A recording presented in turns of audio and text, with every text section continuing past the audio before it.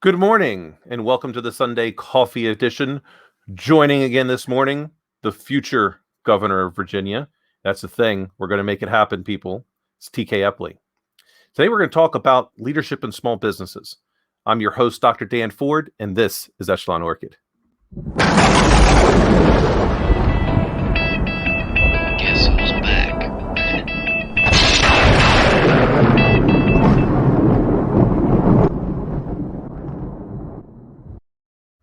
Good morning, TK. Good morning, doctor. How are you?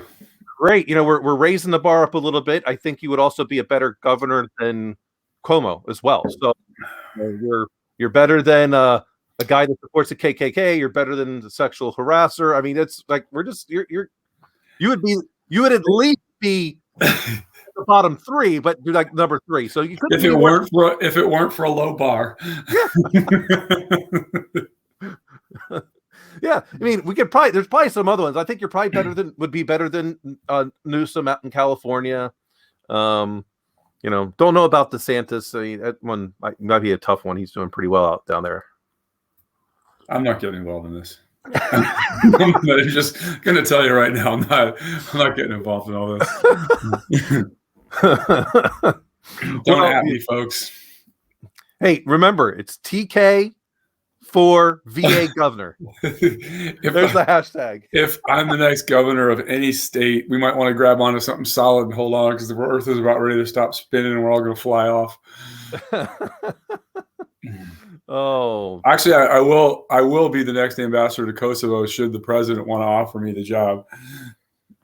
That's my political aspiration. Nice. So Dan, let me ask you. So you're a man that likes a good title. Like a good title? Yeah, of course. The doctor, right? Sure. What do you think is better, doctor or Mr. Ambassador? Oh, ambassador. Okay, now I have to do it just because I have to one up on you. I'm not a big one up person, but we'd have to start the show in a new way, right? Yeah, I mean, one though you did have to earn. The other one's kind of just given to you. So, well, you have to earn it in a different way, right? That's yeah, true. Who knows what things you may have to pay with.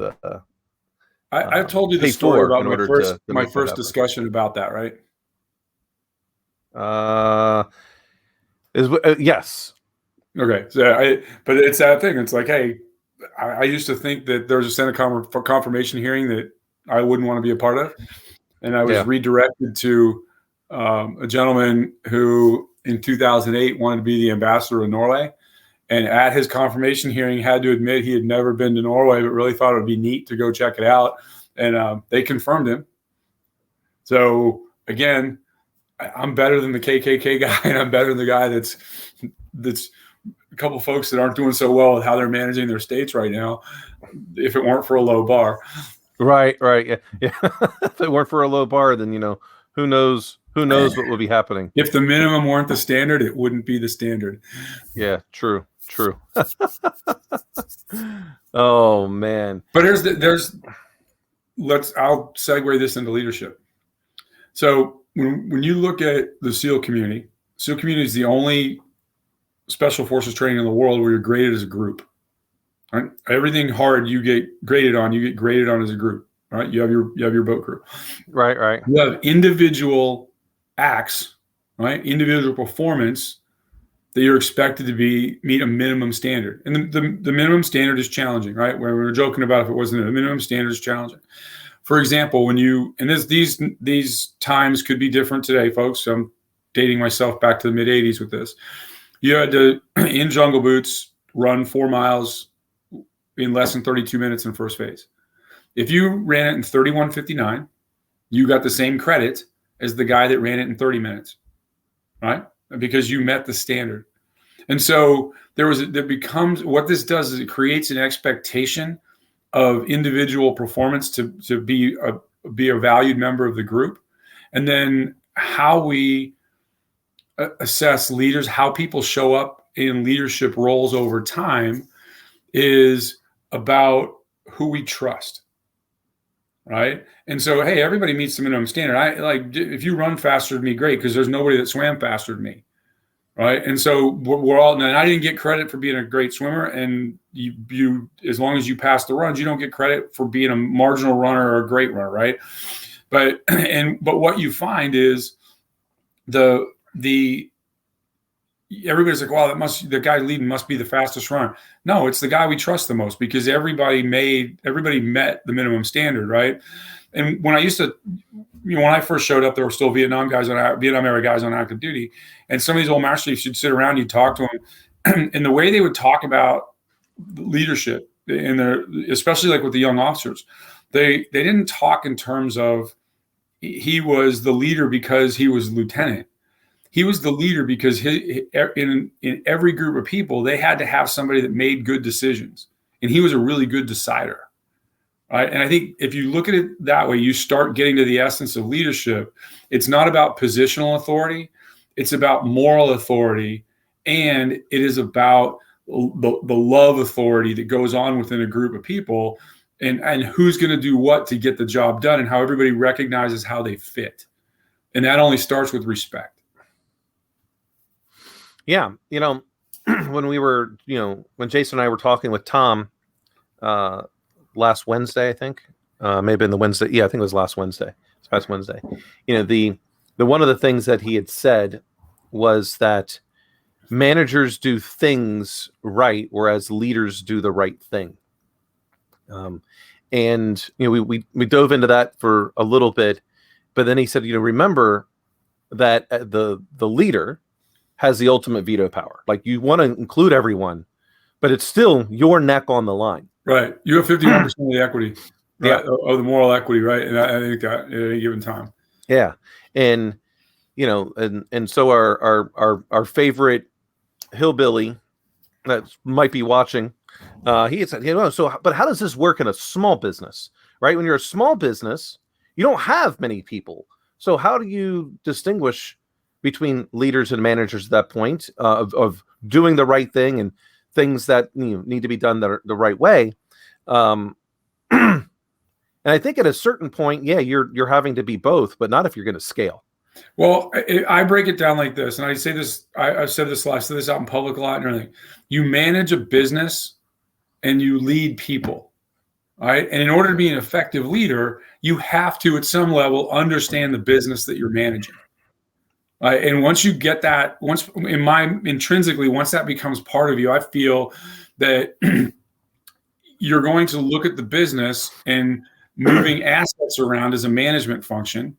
And then you look at people and what they're doing and how to best get the business from A to B with the people. And it's the old meme where you've got boss and he's in the chariot and everybody's pulling, and you have leader and he's outside the chariot pulling with everybody else. Right.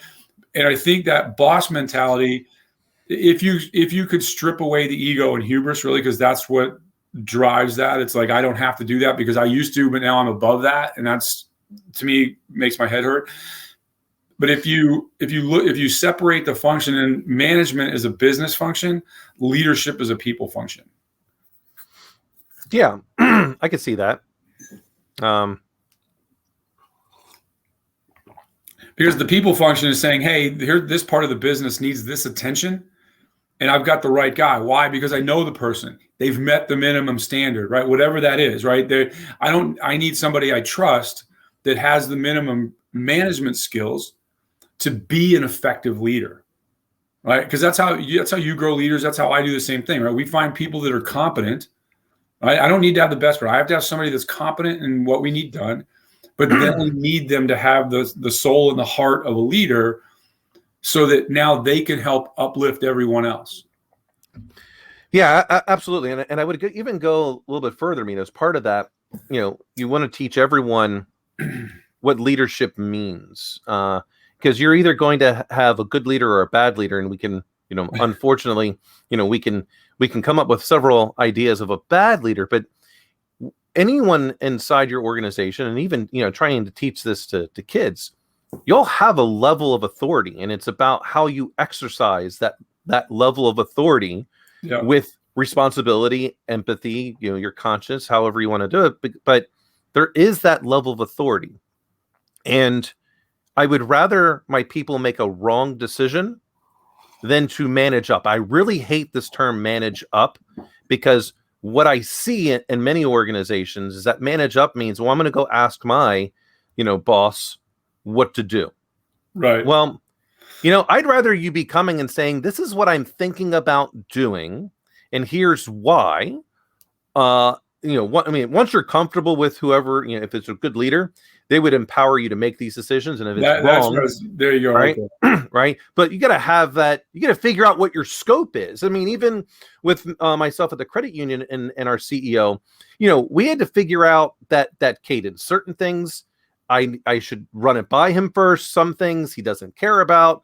Other things he wants to make the decision on. And I get that. I mean, it's his neck on the line ultimately, so, but it took a while to get that. Now I can act in according with the basically agreed upon structure. Right? Would you say that's because you now understand his context of decision making, and that's allowing you to make decisions at the highest level you can make, but also understand, like you said, that at the end of it, he's going to get blamed no matter what. And I'm going to give him the courtesy of these things, because while I can make a decision, I want to make sure that of the 2 options or 3 options I'm going to give him, he gets to pick the final one.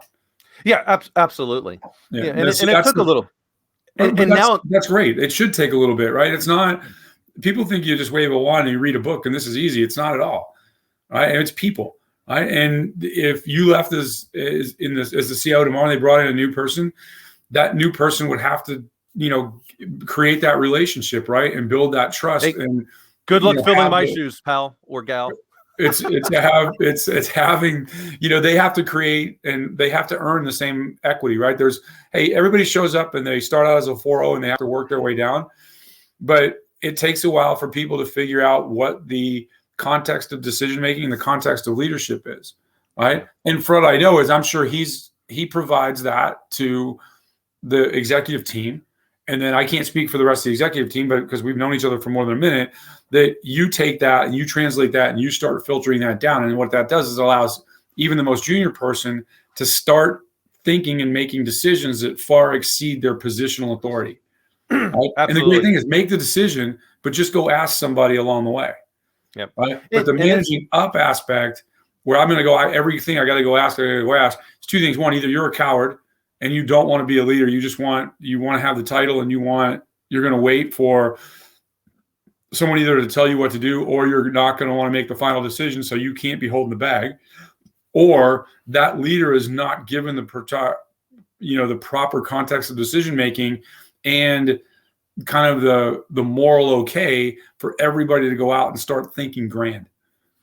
Right. It also has enabled me with other people, because I in terms of when I try to rephrase this, it's enabled me to help the other people in the organization, because now they can come to me. I'm like, well, I know almost all the questions that our CEO is going to ask. And I can go, you're not answering this. You probably are going to need to do this, because if anything, and I've told him this all the time, he's predictable. And you know what? That's what you want from your leader. You want to know. Yeah. I know how he's going to act. Be an F&A hole every day. Yeah. Or be the best human you can be every day, but be consistent. I can't do Sybil, where I show up and you walk in the office, you don't know what you're getting. Right. Absolutely. And we've both worked for people like that. It's Yahtzee every time you go into the office, right? And when we were together, I get to be the first guy in the room all the time, just to go figure it out in the morning. Yeah. Right. Yeah. But that's difficult. It is. And so, I tell people like that, but that's your job. Like, the first primary part of your job is to figure out what type of leader do you have and what is the constraints of your position. Because then whatever framework that is, because now if you don't like this framework, then you can vote with your feet and leave. But I mean, it's hard to figure it out in an interview because everyone's trying to, both sides, put their, best face forward, because both sides are trying to show all the greatness as to why you want to come work for us and why you might want to work for them. So, it's always the it's business Tinder. Yeah, right? Exactly. Like, right. Yeah. It's all, rainbows and puppy dog tails during the interview process. Right. And then, you gotta, get to work. And I go so far as to tell people, especially when you get into that executive role, you're really not, like, I hate this whole 90 days type of thing, because really you don't know your true role for maybe a year. And because you've got to get to know the people, you've got to get to know their personalities, you've got to get to know. You can make management decisions in 90 days, right? Start to be tactical about moving certain pieces of the business piece around the table. Yeah. I do agree with you that as far as the leadership piece and that relationship with your CEO, for example, and with your team, you can't just go in 90. Okay, that guy's great. That girl's great. That guy's an idiot. This guy, you can't make those assessments, right? Because you don't know what the person before you, how they trained and what their expectations were, and it takes a while to pull that out of some folks. Yeah. So here's the thing. Absolutely agreed. So I basically took a look at structure. I took a look at, all right, let's fix some processes. Yeah. But the only, like, the major decision I made kind of in that first 6 months, actually, in this case, I made it pretty quick. Hey, we needed, we say we're a credit union and we are here with the community. Where's our internship program? Right. And that was the first thing that I fought to do, was we need to go get some interns.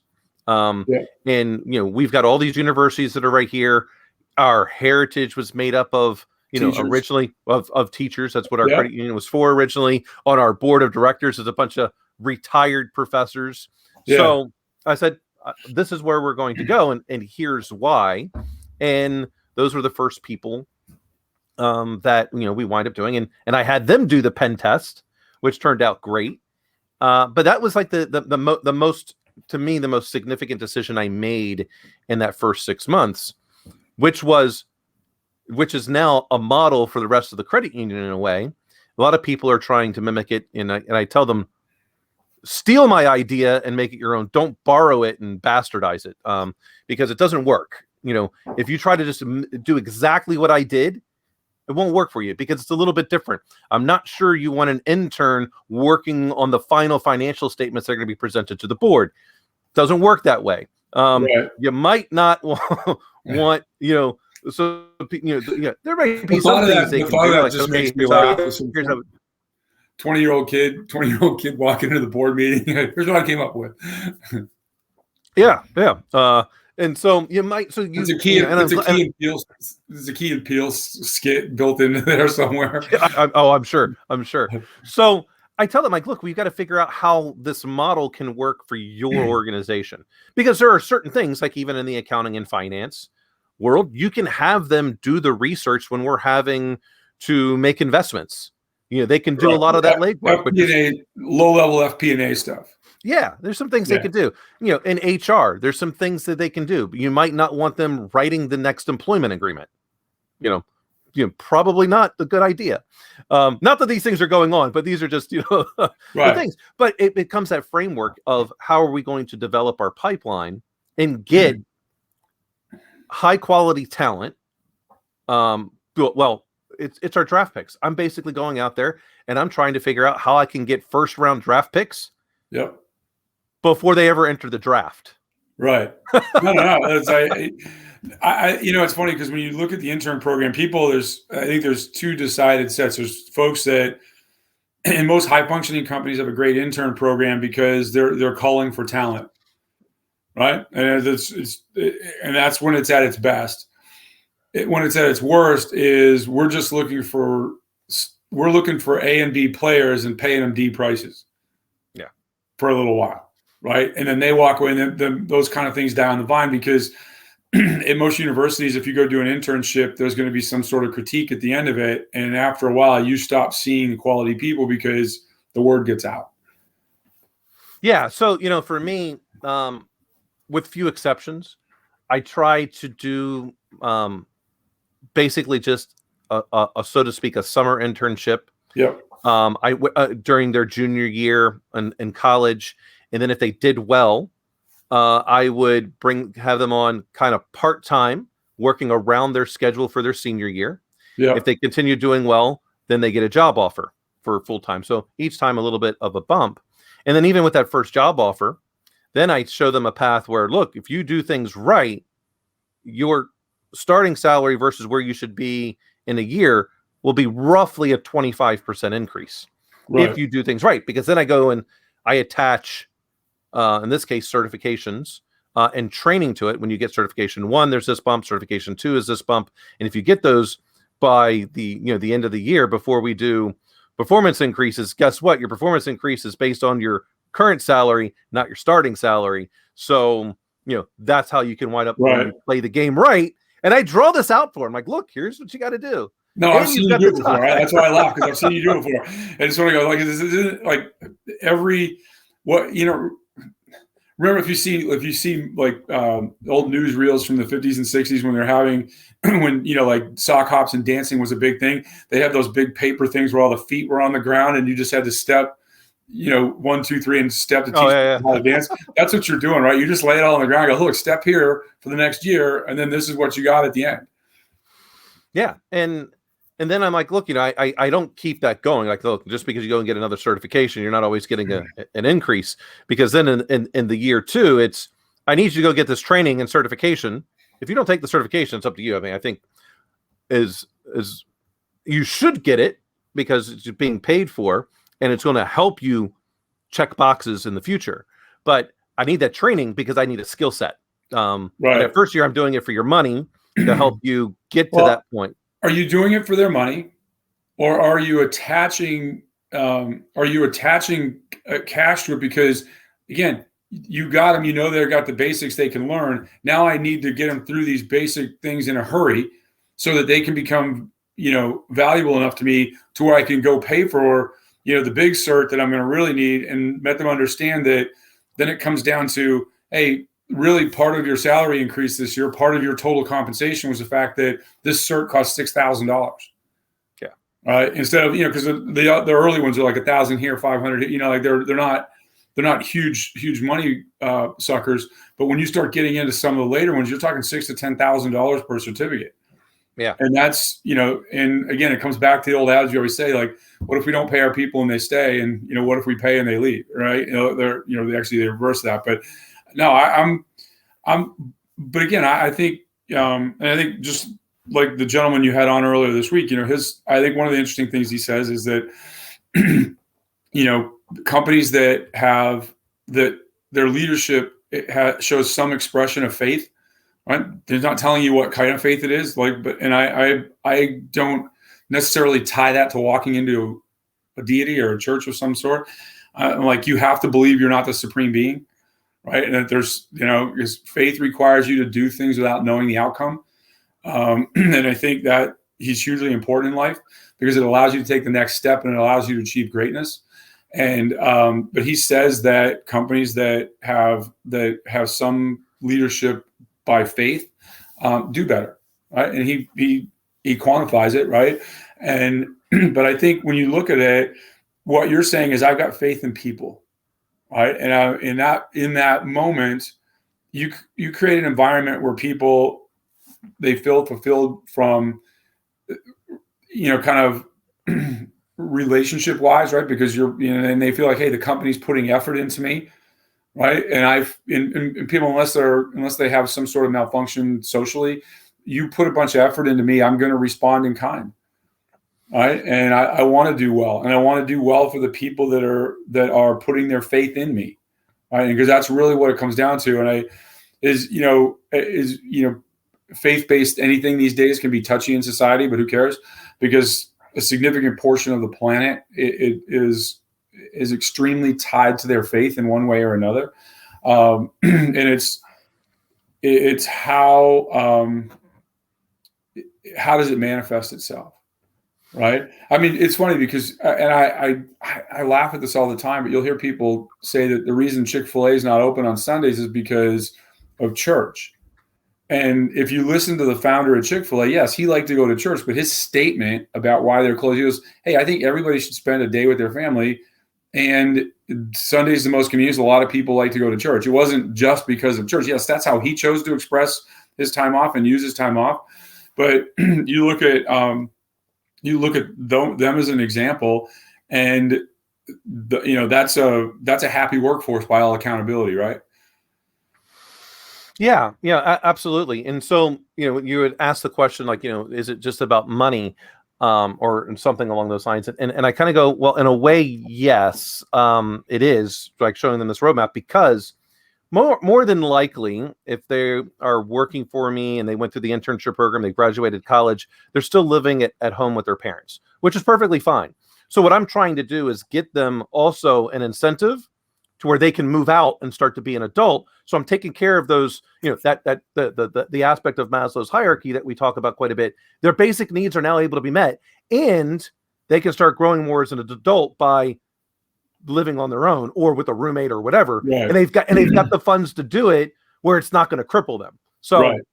There is that part. Some of them may catch on to that, others may not, but regardless, they all tend to follow that path where they've got their job. Within that first year of them working full time in my organization, they're no longer living with their parents. Right. Which is, that's, it's, the parents should be hopeful for that as well. Right. It's like, hey, we're doing this. Only one parent has actually ever thanked me. Really? Yeah. Mika's. That actually cracks me up, because her and mother are very close, right? I mean, that's very, you know what I mean? So it wasn't that way. I just think that it was, because they have a relationship that's very close, and I mean that's heartwarming to see. But it's funny that she would be the one to thank you. Oh yeah. She and then any time that when Miko was do something, I'm like, I'm gonna call your mom. She's like, okay, fine, I'll do it this way. I'm like, okay. That to me, because I remember that, and I used to think that was hysterical that that at some level in the company we had relationships with family members. Yeah. Right. And I still think that was a great, that was a great time where, there was a lot of fun there, because we worked hard and everybody never took themselves too seriously. Until Oprah's curtains showed up in the lobby. That like per, pounds per square inch in a box. That was one of the heaviest boxes on the planet. Yeah, each one was one curtain, and it weighed 50 pounds. I know. Think about the structural work you got to do around that window to get that up there. They did. Like I think they told me they had to pay like $1,000 to get it properly hung in that condo that she had down there in Georgetown. I would imagine. That's funny. That is insane. But we had like 20 boxes that were sitting in the lobby. When we got back from DEF CON, I'm like, what the hell is this? It's all Mika's belongings. Yeah. You said she was moving out. I didn't know where to send it. Yeah. She, because her place wasn't finalized yet, and her mom went to this estate and just bought everything and shipped it to the only address that she knew Mika was going to be at. I remember Jeff going, "What does Mika order?" Yeah. That in the day that a pallet of phones showed up at the office. Yeah. That was like parked him right in the middle. Like you literally had to get off the elevator, walk around the phones to get to the desk. I'm like, all right, let's unband these and let's get them put away as quickly as we can. And that was just this train of humanity in the office to get them put in that back room. Yeah. Oh, it's I still go, what a shame that Silent Circle went away when it did, because now is when people have started to care more about privacy. Yeah, like I said, I tell people that all the time, because that it wasn't a failure of technology or anything else. It was market timing. You were way early to the party, and the ego and hubris. Right, I mean, those are you could have probably overcome the last two if the first was not a problem. But I think you look at enterprise wise, you look at what Wicker's doing. Like Joel Wellstrom he's killing it out there with those guys. He's done a great job of turning that company around. But I think part of it, and I would hope he would say, is just, hey, the market timing was right, and to get his partnership with GDIT and everything like that to get it into the federal government and get it certified is, and I think more with SolarWinds and all these other hacks and everything like that, an enterprise grade solution it's not a pipe dream for that it was 6 years ago. Yeah, definitely not. And you could say in many ways that is the most important thing in life is timing, no matter what it is. No doubt. Yeah. And we had something there at Silent Circle, and then our timing just wasn't right. Right. But let's go back. Let's go back to the faith piece, right? When you're building a business, whether it's putting faith in other people, faith in the timing of the market, or like that, people are going to invest and people are going to show up and work at a company. And I would say early stage or startup companies, every employee is an investor, right? Because they basically were probably working somewhere else where they were a rock star at an established company. And they're like, all right, screw it, I'm gonna go things. So they're basically taking their time and personal equity, and they're chucking it into the business in the hopes it's going to be something. And when you have that faith in this case in the market timing that was turned out to be unwarranted, that's when things go sideways. Yeah, sure. Yeah, it's inevitably going to happen. I mean, not very very few companies make it past the 3-year mark, let alone a 10-year mark. Yeah, which is in a way what's kind of remarkable about what Moxie has done at Signal, because of how long he's been able to keep that around. Yes. Well, I think, and this, now I say I haven't talked to him directly about it, but if you look at when they started, 2013, 2012, 13 to I think 18 is when the founders of WhatsApp put money into it. In that 6-year period, they only spent $7 million. Yeah. That to me is, and the quality of product that you got for that $7 million, and the fact that their protocol was used in 1.5 billion different devices. Right. I mean, that to me is the truly amazing part, that lean thing. And I think if you look at them now that they've gotten that big bucket of money from the Facebook or WhatsApp founders, 2 things happen. One, it's allowed them to iterate in a fashion that they couldn't have before, couldn't have imagined. And I'm sure he's still wringing every ounce of productivity out of every dollar. And you also get a shoulder to cry on / the institutional knowledge that the founders of WhatsApp had, because their journey is farther down the road than yours. Right. And I think those 2 things are really helping to make Signal it's just a badass product now. Right. And I mean, and again, it's, people say, why I want to go buy this, I want to go buy that. Like, what do you want? What are you doing for it? Well, just use Signal. Right. And Signal, we used to say it, I think it's got to work like iMessage or nobody's going to use it. And what does it do now? It works like iMessage. Yeah, sure. And it's secure. And I think that's the I think he's very, I think in the world of tech, he's probably one of the most undervalued people out there. I don't know if he's undervalued. I think because I think what Moxie pretty much got the fame when he was at Twitter, I think, and then he just kind of decided to do kind of his own thing, right? And he chose to not really seek the spotlight, I think that's that's admirable. Or it was just that he doesn't want to be in the spotlight, because it's not his personality. I think the value he's provided to the to the tech community and larger extent to the world with his products, he's probably one of the lesser known people out there. Whether he chooses that to keep some measure of anonymity or to tamp down his notoriety or not is completely up to him. But there's folks that, given the same trajectory and what they're doing, would want to have a much larger footprint on the day-to-day, Twitter sphere and everything like that, right? Yeah, one of my favorite lines from him is when when they got overloaded after Elon Musk said use Signal, that he's like, hey, if anybody really wants to come over and, get their geek on with servers, we're over here trying to heat the Western Hemisphere with our servers right now, right? And it was like, hey, I need help, right? But it was just a grand way of a magnanimous way of saying it. They're like, hey, we're busting it here. If anybody wants to come over and help, please feel free. Yeah, I mean, yes, absolutely. We have openings. In other words, like we need server admins are the premium for us right now. Yeah, we just had, based on demand, we now have 10 new positions open, right? Yeah. But again, it was done in a way that it had grace. Right. And it was elegant. And like I said, I've never met the guy. I don't know, but I respect kind of the trajectory he's been on and the way that he's handled it.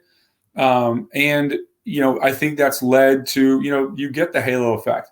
If you were reading along on Twitter when they were down, for every person that said, was kind of poo-pooing it, that probably has never paid for an app or never been, they're just users of apps and they think everything should be free and they want it to work like they paid $1 million for it. You were the alarming preponderance of people was, hey brother, we're standing here behind you. We understand how hard this is, and you get your thing together, and then we're going to be back. Right. And I think that's a day where the tech community could be the best it was. Yeah, sure.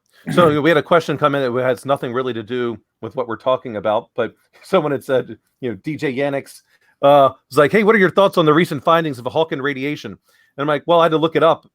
My first thought was, well, Stephen Hawking was right. Who would have thought he would have been wrong? Like, I mean, he hasn't really been wrong on a whole lot of things. Don't you people watch The Big Bang Theory? I know. But yeah, I'm going, and then my second thought was, I don't really care if heat is emitted from a black hole at this particular point. We do have an eclectic following. I'll say that. I'm like, I don't know what benefit that provides right now, because I think the closest black hole is not going to be reached in our lifetime. So I don't think I get some near-term problems, right? What's going on in the world, rather than worry about getting siphoned into a black hole. Yeah, but who knows? Maybe I'm not a theoretical physicist, nor do I play one on TV. Exactly. So exactly. there may be some pieces of that I'm missing, but as close as I get is I'll watch I'll listen to Star Watch with Neil deGrasse. Neil deGrasse Tyson. Yep. Or I like to say to those, and I'm like, with the missus, and I'm like, you have to call him Dr. deGrasse Tyson unless you're friends with him or sleeping with him, and I don't think you're doing either of those. So, doctor. He says, well, how come you guys? I said, well, because I'm already a doctor, so it's it's Neil and Dan. It's completely different. We're at the same level. Oh, I don't even know where to go with that last statement. We're at the same level. Yeah, we are. Okay. Sure. So there's this one podcast which I think I'm going to be your publicist and try and get you on there, because they do a show and it's about 25 to 30 minutes, and they're eating buffalo wings. And each wing is a different sauce, and the spice gets hotter and hotter as it goes. Oh, man. Well, the funniest one that I saw was they mail you the sauces with ahead Idris of time? Elba. No, they don't. If they tell you, I'll have to send you the link to it. It's quite funny. No, you hear the sauces. You got to go, and it goes on, and they give you the Scoville level of each one, like as you're doing it, right? So the funny one was Idris Elba. So he's eating this last one. He's like, "Is this your idea?" And he goes, "No, it was Chris." He's like, "Who the fuck is Chris?" He's like, "Oh, you're Chris." Well, he's like, "Well, you got any other good ideas of going on that brain box of yours?" Oh, actually, no, the first thing he goes, "Can you fight, Chris?" He's like, "Because I think we're gonna have to fight." But then, so Neil deGrasse Tyson is on there as well on a different show, and he's going through it. Some of them can't get to that last.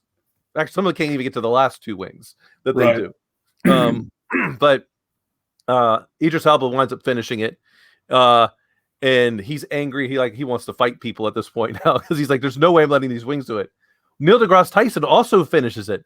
But during the whole time, he's kind of like, now he's explaining to you all these things that are going on in your body. Oh yeah.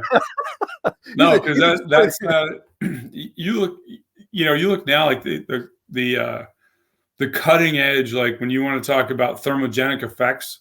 Before they were using all these stimulants, pre-workout drinks and everything like that for working out, were all these rando stimulants that, had chemical names, and I try not to put anything in my body I can't pronounce.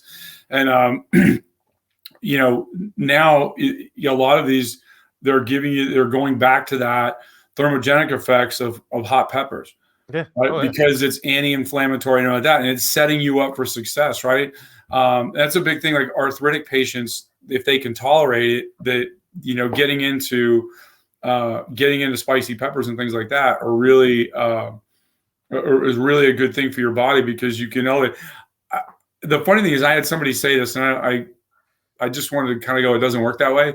But they were afraid to do all that because they were going to go to the gym and you have your temperature taken when you go in because of COVID, and they thought it was going to elevate their body. I said, no, it's your core temperature, dumbass. Yeah. Right. It's not like all of a sudden, although I have seen people eat really hot stuff and all of a sudden they're sweating and they've got all the other things, but it's still, you're bleeding off heat at that point. You're not accumulating it. Yeah. Yeah. Not everyone understands all the dynamics. You can raise your body temperature more so when you get pissed off, Yeah. Oh yeah. No, I mean, there's a, that train of thought of, even like I have a Garmin sports watch, and one of the things they have is you have a stress meter on there, and a lot of it is measuring, hey, how do you, aside from VO2 max or, your pulse ox and all that other stuff, is like, what's your body heat? It creates a norm, and then you go from there. But yeah, no, that cracks me. I was like, no, it's sometimes like, it doesn't work that way. None of it works that way on some things you want to tell people. And TK, you just don't understand. I don't. There's a lot I don't understand. I absolutely don't understand. Right. That right there is my favorite statement. Yeah. Oh, I know. Right? Like you get in and you start asking people questions like, well, it's really complex. You just wouldn't understand. I'm like, try me. I'll sit here. I'm not the smartest dude on the earth, but I'm not like, I've seen a thing or two in my 275 years. Yeah, in my 158 years on the planet. I'm like, why you're blinking? I do. Yeah. One of the coolest people I ever met in my life was down in Florida. I was going to a boating school, and it's Chapman School of Navigation. Shout out to all the guys at Chapman's. And we used to go there all the time for our captain's license and things like that. And it's hard to give to give an instructor 4 or 5 team guys that are obstinate as all get out, right? And that was two things. We did a trip from Bermuda one time, and the instructor on the boat pissed us off, and so we're out between the Bahamas and Florida, and he was a little bit he got grumpy with us, so we just all got naked. And we did everything naked on the boat for the next 3 days, to the point where when we saw land, we all got dressed. He literally ran off the boat when we got done, never to be seen again. He's like, I quit, I'm done. And it's like, you want to F with us, we can make your life miserable, right? But the coolest guy I ever met is a buddy of mine, Jimmy, and I were down there, just the two of us. And Jimmy runs Spike's Canine Fund, getting ballistic material, like ballistic vests for working dogs and stuff like that. He's doing great work out there. He's he's a good buddy of mine. We're in the same crew forever. And he had an occasion where he was a dog handler, and his dog got killed and he got shot. And it's down the road has learned a lot of this. But Jimmy and I were in a boat together with this guy. He was, I don't know how old he was, but back in probably, this is 95-ish time frame. He 18, was 18 or 19. 19. Okay. He was he now, like I said, when he was 4 years old, he shook the hand of a man who shook Lincoln's hand at Gettysburg. And he was the first mate on the ship that was the first ship to come upon the Stockholm and the Andrea Doria crash. which would happen in 54. He was already a first mate, right? But he was this gregarious old dude. We're out there, and he's like, "You guys like to drink beer?" And I'm like, "Yes, sir." And he's the guy like, "Hey, we're doing something." He's like, "Hey, I told you not to do it that way." And we were legitimately scared he was going to smack me in the side of the head, right? So guys like somewhere between, like you said, he's between 60 and 200 years old, and I just don't want to pile drive the guy. And so we go out. His wife is just unbelievably gracious, older lady as well. And we're having he's like loves Guinness, and we're out there at this pub that in Stuart, Florida. The used to be the chef de cuisine, or the head of the culinary thing for the Cunard Cruise Lines. And so everything in there was British and like that. And so we're drinking Guinness. And he starts talking about tattoos, and he's like, "So you guys have a lot of tattoos?" And I said, "My brother had a lot." And we're like, "Had a lot? Is he dead?" He goes, "No, he's still alive." He goes, "Well, what do you mean? Did you got him removed?" He goes, "No, he lost one of his arms in a boating accident." That's the kind of guy he was. But again, it was like, and you want to talk about a guy that had experiences across the arc of history. I mean, he'd seen, how many presidents lived, like the earth, like, how many turns of the earth, so to speak. And those are the types of people I love hanging out with, because can they be cantankerous and ornery, right? Give me another 20 years and see what you get. 20, right? You know what I mean? And it's but I mean, this guy, I mean, I'd like to say he's still with us, although I'm not sure, because he was old 20 some years ago. But just an interesting guy to be out in the water with, right? It's you and one other guy, and you're out in the water, and he's trying to impart wisdom on you, and all you had to do was just shut your mouth and open your mind. Well, it isn't like that with most things. Yes. Yeah. I think that we can, and social media definitely contributes to the worst part of humanity. But we stopped thinking that when we talk to someone that they don't know something that we already know. Like, we've stopped trying to figure out what it is that they know that we don't, even when the opinion differs. And I say this to people all the time. I'd like to talk to people that don't agree with me, because it just makes my arguments potentially better for the future, because they said something I didn't think about. Or, well, I was gonna say, Ian, you just nailed it. They've given you an additive that you didn't contemplate, and in doing so, it either emboldens or strengthens your argument, or it causes you to go, "I've got to modify my position." And that's intelligent people have the ability to modify the position. When you start getting into the worst of social media, which is the cancel culture, there's a lot of people that are saying crap on social media you'd never say to my face. Mm-hmm. You would never, ever, ever say it to my face, right? Well, I mean, I don't engage. They might say it to you one time. You engage in the Twitter sphere a lot more than I do. Yeah. Right? You're a lot more active participant on there than I am. And but I think when you start talking about Twitter in particular, right, because of its short burst, right, it's shouting at each other metaphorically, right, because it's 140 characters, 280 characters, but still very short, couple sentences here. And oh yeah, well, not about you. Your mom dresses you funny, those kind of things, right? But I think what we used to have, like when I went to college in the early 80s, everybody, number one, there was no internet, and I'm probably the last generation that went to school with a typewriter.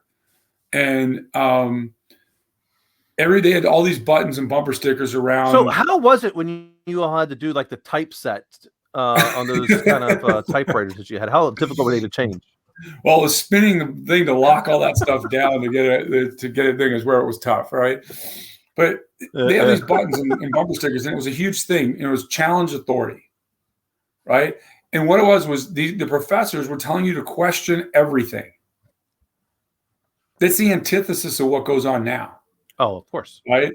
And that's the challenging thing. I think when you have college age kids or you're young adults, your thing is like, you should always want to hear from somebody you disagree with, because you're learning either way. You're either learning that, hey, yes, I'm correct in my assumption and they're not correct and act accordingly, or wait a second, maybe I wasn't fully informed. That's the dangerous part, is people listen to things in life. I mean, most people want affirmation. They don't want information, which is why people, when you watch the news, break down into, oh, I'm a CNN, MSNBC person, I'm a Fox News person. You think, well, no, because you want affirmation, not information. Yeah. Right. And I think, it's like, because I follow a whole eclectic mix of people, and I have some really conservative friends of mine, like, why are you following the president and the VP on social media? I'm like, because they're the president and the VP, and we probably, whether you voted for them or not, you should, number one, if you are hoping for their demise, you're rooting for the demise of the country, which is bad. Do I want to, if whomever's elected, if I don't like them, I didn't vote for them, do I want them to have a second term? No. But do I want them to tank the country in the process just to prove my point? Absolutely no. I don't. Right? I'm not looking for mutually assured destruction. Right. And if you do, you're a bad person. Yeah. Right. You're not a good human being.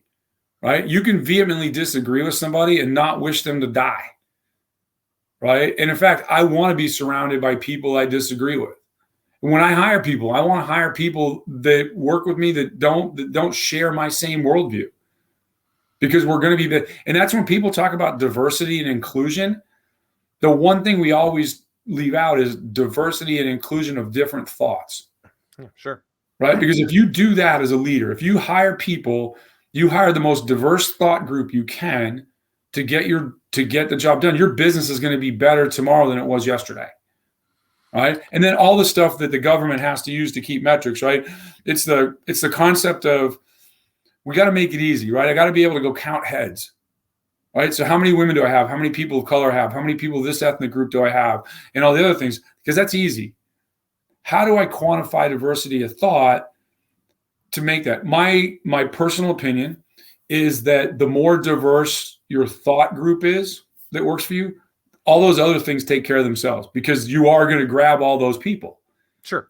Right. Because I didn't walk a mile in your shoes. You didn't walk a mile in mine to a certain extent. And so if I start wanting folks to have, I want to have the most diverse workforce possible, I want to start with their thought process.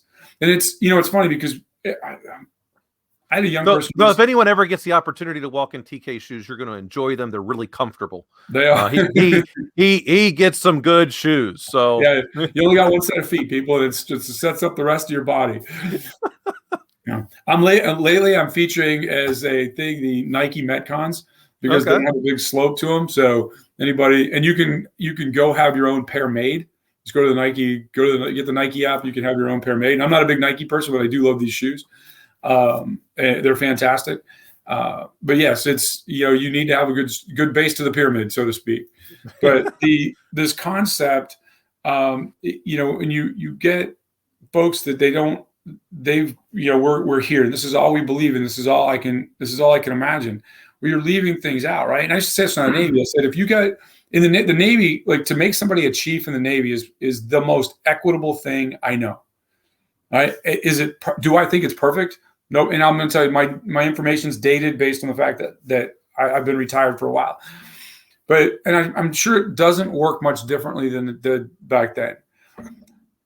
The fitness reports go in, and based on certain parameters that you're given from the Navy, people start looking at the fit reps. And they're looking for certain things. Hey, you did this, you had this job, you had this opportunity to lead, all these different things. You went to these schools, right? And so there's a list, and you get so many points for each one of those. And so then they add up the points, and that becomes a score. And then they say 1 to, let's say you're trying to make 100 people you're trying to promote 100 people to chief in a certain job category. If there's 300 people, you go 1 to 300. Well, 1 to 150, for example, make the cut, right? Everybody else below that, try again next year. Now we've got 150 records that we're going to look at to promote 100 people. The first third is really easy, right? Because those are the top people that every category they've hit the mark. So that's why they have the highest scores. When you get down to, let's say 70, 75 in there to 100, I've watched people jump from 130 into that 75 based on the fact that 2 humans are looking at the record. those scores have to be within like 5 to 10 points of each other. They're different. A third human looks at it to go, okay, who's malfeasant or who's not seeing the right things. So we know we've got some assurance that that's right. And then it gets to the point where, you're only supposed to go back so far. Well, if I can't, then I go back another year in their career, and you're starting to look for separators, right? And when you get there, you come up with 100. Now, and again, this is in the past. I don't know what they do today. In the past, it was, hey, if you get to 100 and it's a woman or a person of color, everybody high fives themselves. We move on. If it was a white guy, they would go look to make sure there was no malfeasance down below that cut line to the first person of color. My argument is this: if it has to be equitable, and again, it is very hard to game the system. It is almost impossible to game the system, right? We get done, everybody gets together, and you've got the command managed equal opportunity people, and they have a different word for it, I can't remember, but it's a quota. Like, we want a certain amount of this ethnic group, a certain amount of women, a certain amount of everybody, which, hey, look, I want the most diverse and intelligent workforce we can have. My point has always been this: if you say in any group that we're gonna pick 10 African Americans, right? That's the minimum we want. Well, if you set a number, what happens if 11 are qualified? You give all the people that don't want that level of diversity the opportunity to say, hey, you said 10, you got 10, go away, right? And now the worst of humanity starts to spring out of that. Right.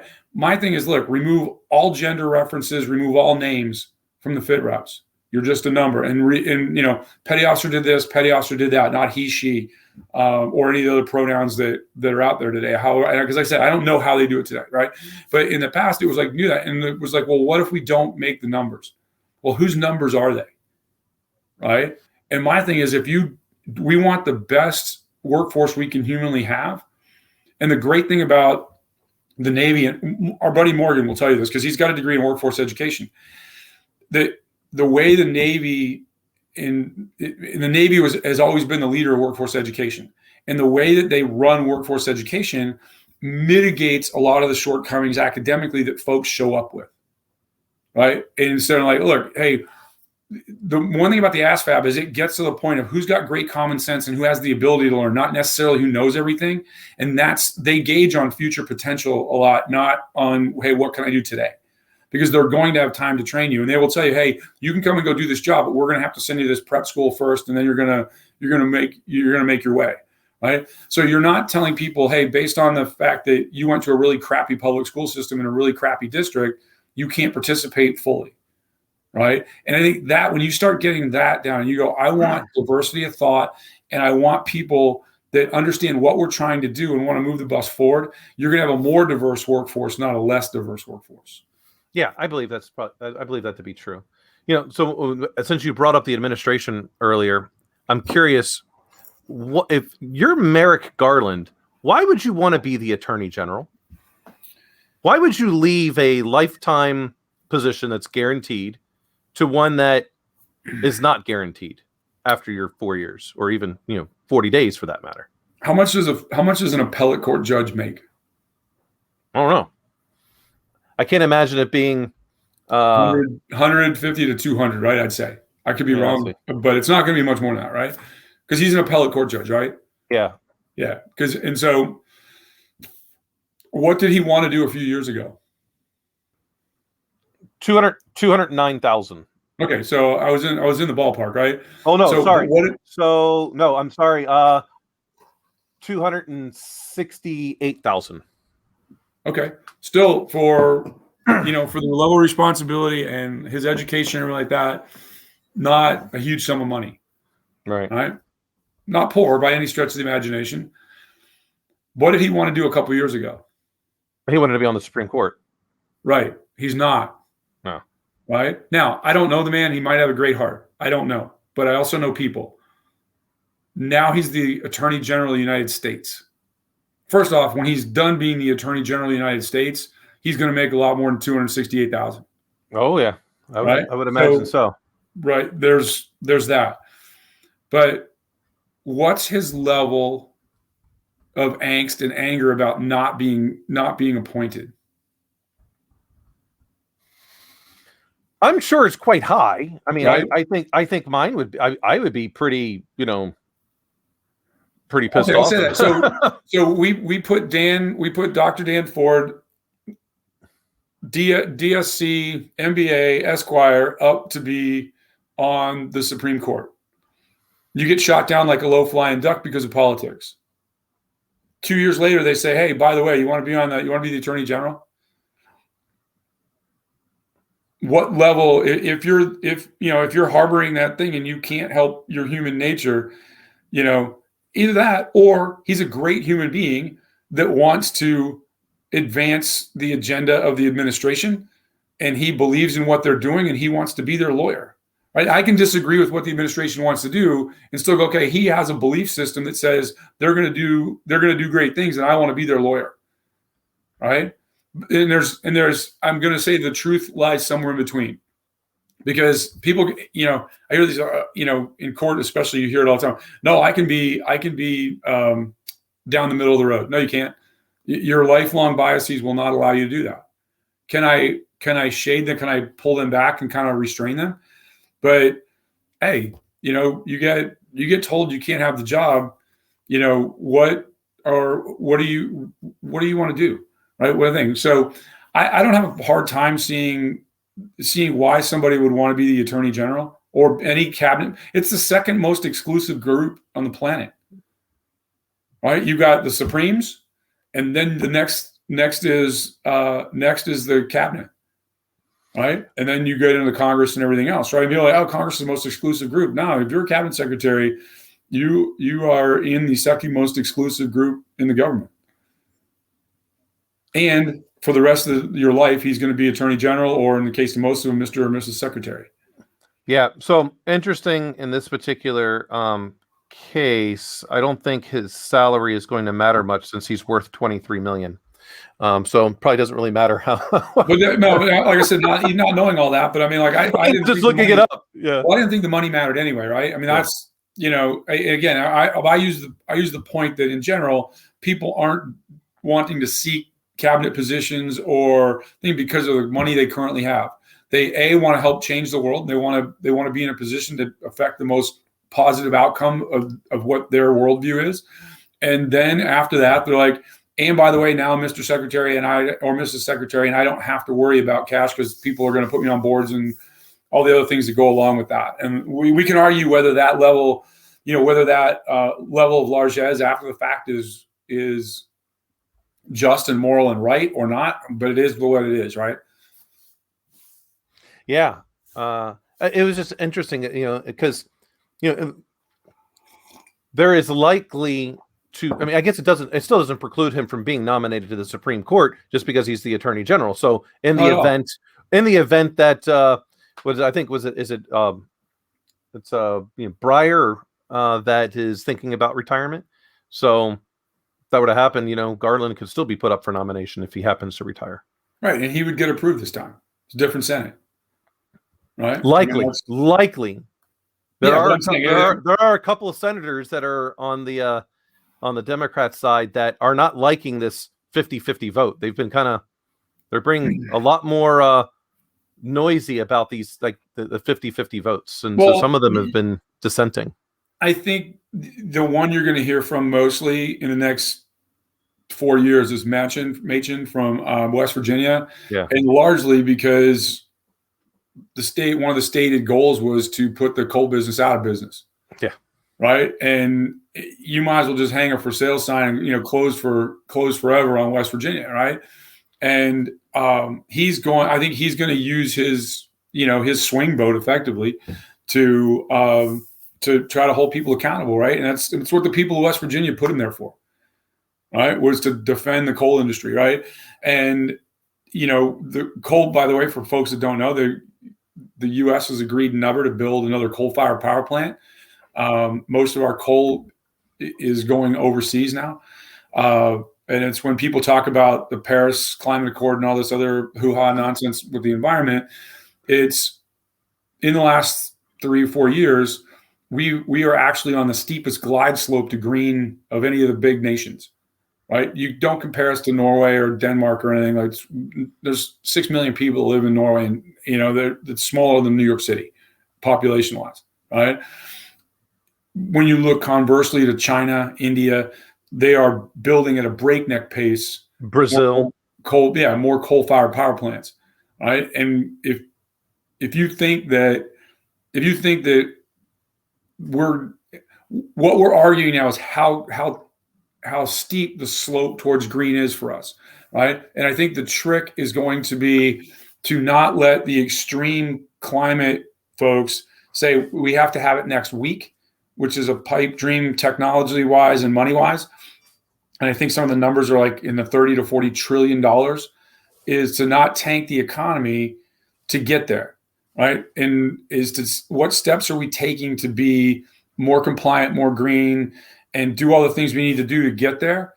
And I think, as a nation, we're doing that and we're on the way. But how rapidly do you want to do it? And more importantly, is being part of the Paris Climate Accord to our benefit as a nation? And will it help us coerce the other nations that are net positive polluters?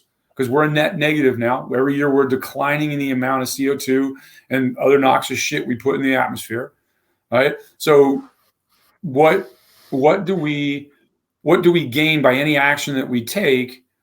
And what's the net effect if other nations are still belching crap in the air? Like, that's the last thing they're ever going to do, right? That's, to me, is when you start talking about who's going to, and that's the argument I think sensible people are trying to make, right? Do we want to get to a point where we're just going to say, hey, we're not pulling any more coal out of the ground and selling it to anybody that's going to put it in a coal-fired power plant and try to,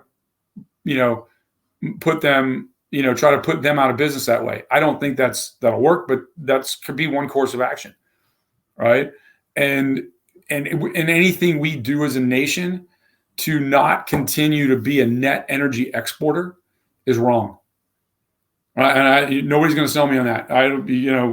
Is we have at our disposal, whether it's through food or energy or anything, to be self-sufficient, right? We're one of the few countries on earth that have every climate at our disposal to try different things and do different things to be great, right? We don't have to keep paying people that hate us to hate us and import energy, right? And I think that is how quickly we get there, and how quickly we can have an honest discussion, right? Because is wind power it? You've got these big turbines. I mean, the amount of still need petroleum. They still need petroleum. The amount of birds they kill is insane. The fact that you've got petroleum products in that wind thing, just because you've got moving metal rotary parts, there have to be lubricated, right? So all of these, we have to have this open and honest discussion about this, is how quickly can we build natural gas tankers, right? Because we have such an excess of natural gas, it's almost unhealthy, right? And how quickly can we move? Is it possible between where we're at now with electric vehicles and full EV compliance is the right next stage to put natural gas, right? I'm not advocating one. I'm saying these are the discussions I think we should have, and do it based on, hey, here's the facts, right? But with energy in particular, we're so agenda driven right now that it's largely opinion based, right? Well, sure. Masquerade those as facts. Yeah, I mean, we saw that Los Angeles had some really clean air during COVID. I mean, almost overnight, the smog went away. So we know we can reverse some of these effects. But when you talk about the honest discussion where everyone's talking about electronic vehicles, it's still taking away from the earth quite a bit, if not more. Right, with lithium batteries and and then where's that energy coming from to power those batteries? I'm still going to say, there's That's why you want to go hydrogen. Toyota and Hyundai. The moral smugness of, I'm plugging my car in. There's a coal-fired power. There's some power plant that is providing that energy, right? They're belching shit in the air one way or the other, right? And I did read a great article the other day about, now people are trying to have this honest discussion about nuclear power, right? And the fact that, we can do this, we can do it cleanly, we can do it thing. It's like the risks to the earth are less than we actually, all these other things. But again, I want an honest discussion, right? I don't want people to yell at me and all these other things. Like, my neighbor's in charge of batteries for Tesla, right? And he kind of got into the business because he was a nuclear engineer in the Navy, and he's used to power and everything like that. And he's like, hey, I want to do something, I want to try the other side of this, right? But when you start, I agree, whether it's hydrogen or whatever, how are we developing different storage mechanisms to do this? But it's going to change, and it should change, and we need to be more green. Just we have to, as a nation, go, look, we don't owe the world everything. We have to act in our best interests, not to crater the nation just to prove a point, right? For something that's more efficient. And we've got this mechanism where we have to have this big, I think, undue suffering, like, oh, you can't drive fast cars. We can't have the Hemi engines we were talking about in the pre-show, right? We can't do the Hemi, right? Why not? Like, figure out a way to put natural gas in it. You make it profitable for any of the automakers, and they'll figure anything out. I think a big reason why this is going to be challenging is because, unlike China, our government can't tell a corporation where they're going to go sell to, for the most part. You can say you can't sell to certain countries are banned, like we can't sell anything directly to Iran, but even still there's North Korea, right? Right. But that will be the difficult part, because a company's only true mission is shareholder value. Shareholder value, exactly. All right. So if that's the case, you're going to have to get those CEOs, as Tom was talking about this past Wednesday, to be able to get their morals, ethics, and shareholder value to all kind of align, to go, look, this is going to be better for all of us by doing this. Right. And then, but I think that's unfortunately a difficult sell because of self-interest. People are going, but this doesn't benefit me directly. I won't see this directly in my lifetime. Therefore, I want to make as much money as possible, and I don't care who I have to step on in order to get that. I think that's unfortunate. Too many people in the world like that today. But that same mentality drives a political argument, right? I mean, because the capital in politics is what did I do? What did I get accomplished? Not like, what did I set up for the next 25 years? Yeah. And hey, we've been around for more than a minute, and we're going to be, in order, for us to be around and consider that still have a voice in the world, you've got to do things, this concept when you hear people go, oh, the planet's going to end in 13 years. What is that, when you turn 40? I mean, I don't understand. Like, where do we pick that number out of a hat? Because it was, back in the 80s and 90s, it was supposed to end in 2000. And then, and it's continued to roll on. And there's a guy named Dan Pena. He's a billionaire. He's one of the most obnoxious but humorous people on the planet. And he has a very common sense approach to global warming. And he said, it's all, the timelines are all crap, right? People get up in arms and, because people are in their feelings. They're not objective. People are in their feelings. And he goes, I'll prove it to you. He goes, if we use, because the number that the climate alarmists like to use is 10 feet water rise.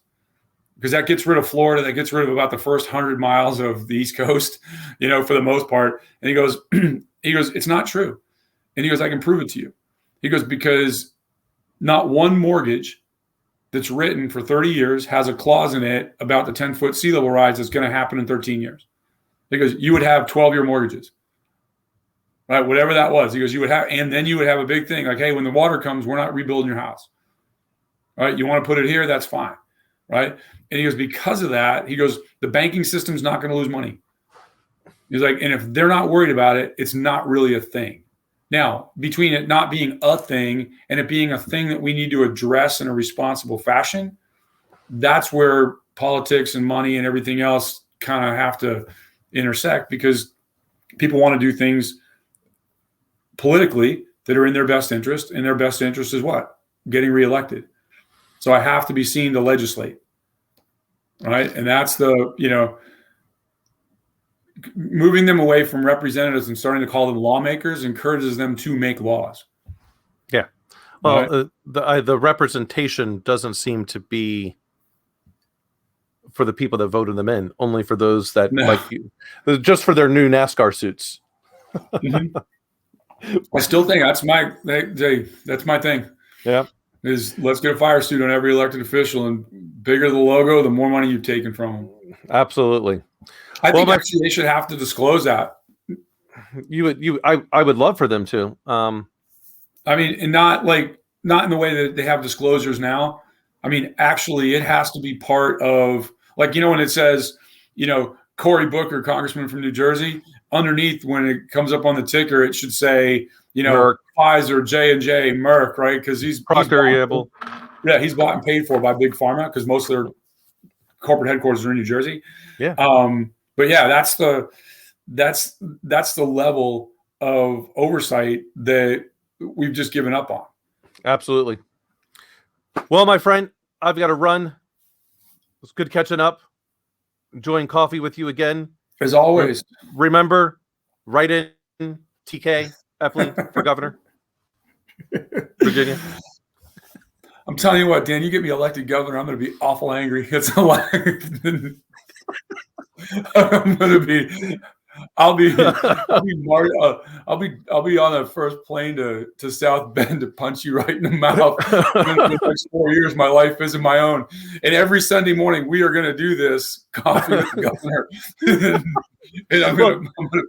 Hey, and for the debates, I'll gladly have the debates right on the show. I won't even tell TK you're coming on if you're running against them. So it'll just be great, spontaneous fun. And hey, for all the folks out there that watch us, Dan refuses to tell me what we're going to talk about until we get on in the morning.